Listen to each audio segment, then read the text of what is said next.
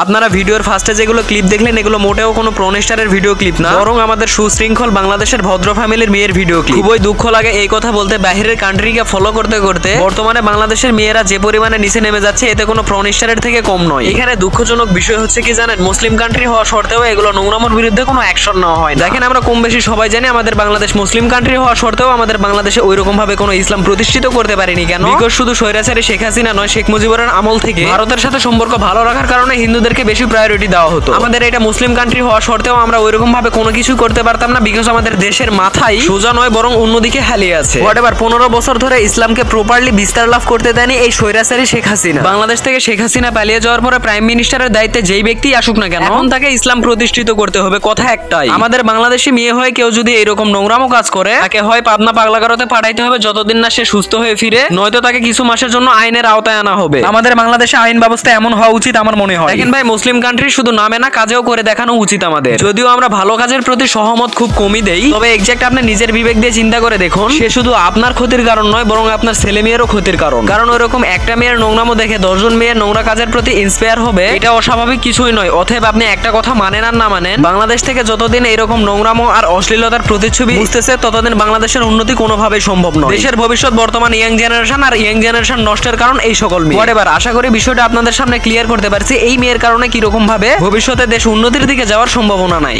আসলে ভদ্র ফ্যামিলিতে থেকে বড় হয়েছি তো সেটা আপনার ড্রেস আপ আর অঙ্গভঙ্গি দেখে বোঝা যাচ্ছে আপনি কতটা ভদ্র ফ্যামিলি থেকে বিলং করেন। দেখেন আপু, আপনি অভদ্র ফ্যামিলির মেয়ে হলেও আপনার মাথায় বিন্দু পরিমাণে কমন সেন্স যদি থাকে তাহলে নিজের ইজ্জত কোনো সময় অন্যকে দেখিয়ে বেড়াবেন না। এখন ঠান্ডা মাথায় আপনাকে কিছু কথা বলা যায়। আপনি বাহিরের দেশকে ফলো করে এইরকম নোংরামো কাজকর্ম করতেছেন, আপনারা হয়তো বা বুঝে কখনোই ধরেনে আপনার এই সামান্য নোংরামো কাজকর্ম ভবিষ্যতে শুধু আপনার জীবনে নয় বরং ভবিষ্যৎ প্রজন্মের উপরে কতটা ইফেক্ট ফেলতে পারে। আপনি নিজের ইজ্জত অন্যদেরকে দেখিয়ে শুধু নিজে ধ্বংসের দিকে যাচ্ছেন না, ভবিষ্যৎ প্রজন্ম সহ একটা জাতিকে ধ্বংস করে ফেলতেছেন। আপু, আপনি একটু ঠান্ডা মাথায় ভেবে দেখবেন, আপনি কি চান যে আপনি নোংরামো করার কারণে আরো 10 জন ধ্বংসের দিকে চলে যায়? হোয়াটএভার যাই হোক, দিন শেষে আল্লাহ তাআলা আপনাদেরকে বোঝার তৌফিক দান করুক। এই ছিল আজকের ভিডিওটি আপনাদের কাছে কেমন লাগছে, ভিডিও সম্পর্কে আপনাদের মতামত কমেন্ট সেকশনে জানাই দিতে ভুলবেন না। আর হ্যাঁ, নুহুজি পেজটি যারা ফলো করেননি তারা অবশ্যই এই পেজটি ফলো করে আমাদের সাথেই থাকবেন। ধন্যবাদ সবাইকে, আজকের মতো এত পর্যন্ত। সবাই ভালো থাকবেন, সুস্থ থাকবেন, আল্লাহ হাফেজ। দেখা হচ্ছে নেক্সট কোনো ভিডিওতে। আসসালামু আলাইকুম।